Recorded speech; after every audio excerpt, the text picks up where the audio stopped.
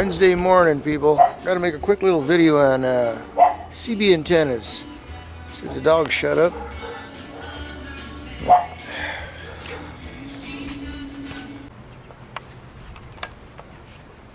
Alright, you want long range? Put your antenna up as high as you can get it. The best place would be dead center of the cab right there, up on the hood, up on the, where am I at? Yeah, right on dead center of the cab there. It's got a good ground, but since I got the rack up there, I mounted it to the rack. That's a 5-foot fire stick up there, so that's up there pretty high. So, the higher the better. That's on any antenna. Hopefully you know that by now.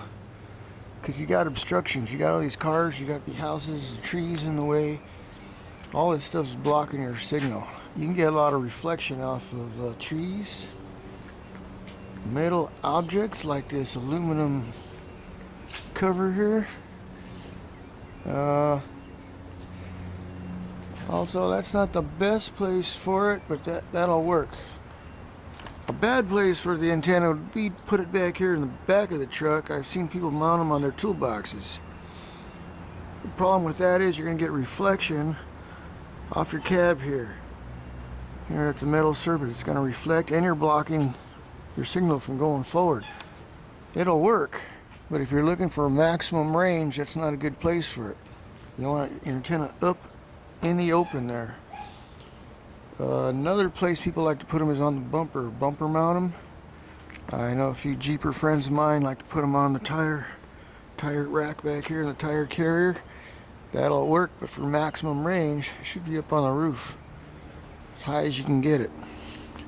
Also, if I was to mount it right here on the bumper, a big 5-footer, 6-footer, biggest antenna I could get, the radiated pattern would not be nice and round, even in a 360-degree direction. So I would be getting some reflection off the body of the vehicle. So that's just something to think about. It'll work still. I'm not saying it won't work. I'm just saying if you're looking for maximum range, that's what you got to do. So now, like right here, I've got the antenna right up there between my lights. That's a Wilson 1000.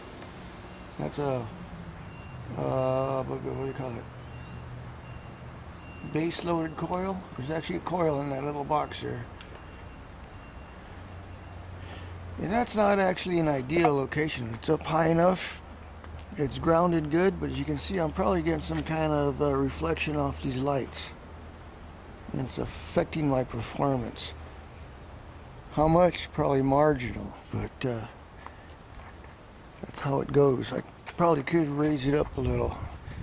As you can see from here, it's kind of sitting between the lights.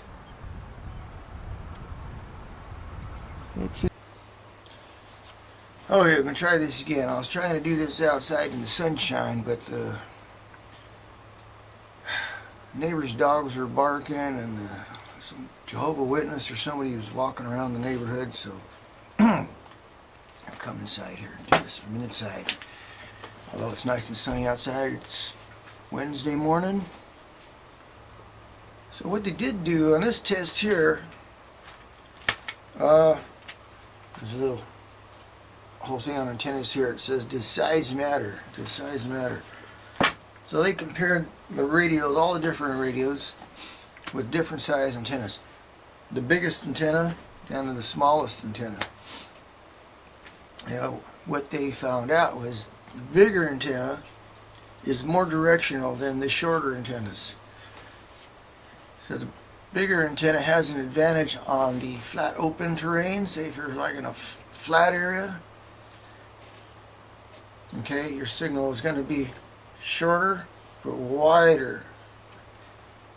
In other words, most of your power or your energy radiating from your antenna is going to be out horizontal to the sides instead of going up into space. It is the shorter antennas. The shorter antenna, say like a 2-foot fire stick, say maybe like a 2-foot fire stick, or maybe a base loaded coil antenna,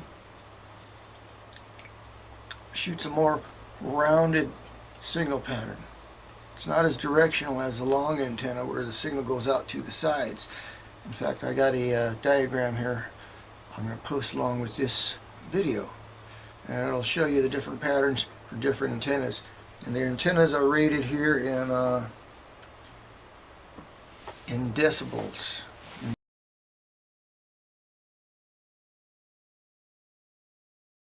Alright, anyway, you saw my little drawing there. Here's the pattern with the long antenna. That's the red, and blue is the short one. So if you go down here on a flat terrain, the short antenna got 11 miles, and the long antenna did 17 miles. Now that's at 5 watts on flat terrain, okay? Remember that.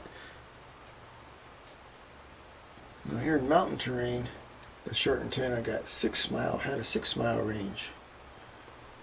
And the long antenna only had a 3-mile range. Yeah, the reason why is because in the mountain terrain, the long antenna is more directional. If you're going uphill, you're going downhill. This pattern is also changing as your vehicle's going uphill. You're going downhill.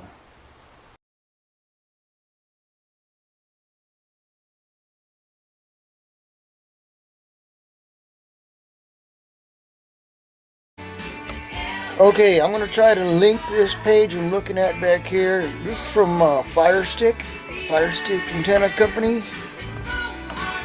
Firestick Antenna Company, yeah. Phoenix, Arizona. Firestick.com. This website here has got a lot of good information on antennas. I mean, just for you guys who like reading about this stuff. I mean, I'm always interested in this stuff. Tech help. We got a whole tech library there on antennas, on co-phasing, single antennas, ungrounded. I mean, really good stuff. It's all troubleshooting, purchasing. Let me lower this radio a little.